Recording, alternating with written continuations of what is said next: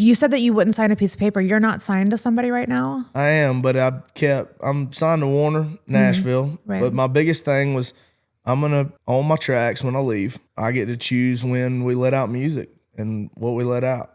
So you're doing it on your terms. Yeah. Which I think a lot of people don't understand that, especially in the independent realm. Everybody always says, oh, you signed your soul away, whenever you sign record deals. And I feel like record deals aren't like they used to be back in the day. Back in the day, if you signed a record deal, they owned you and pretty much you had no sort of like creative control. And I feel like if you go into a record deal now, you can kind of use leverage and tell them what you want. Do you feel like that's how it worked out for you? Well, I think I put myself in a better situation than a lot of artists do when they come to town. Nothing against those artists, but I kind of had the mindset of I'm going to make it on my own. And if I never leave Georgia, I can quit or make my own music from Georgia and I can live a nice life and I can buy a nice piece of land and I can just chill. And it got to a point where I tell people this, I say I made my first $1 million before I left living with my parents.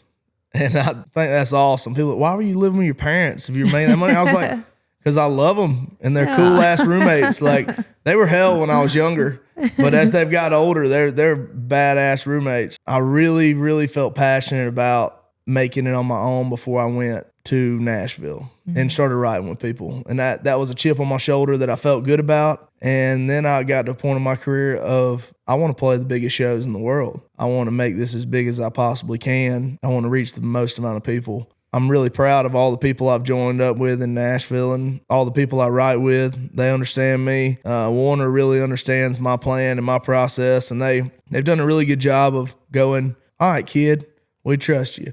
Go do your damn thing instead of trying to hit the brakes or don't do this. And we're going to keep doing it how we've been doing it.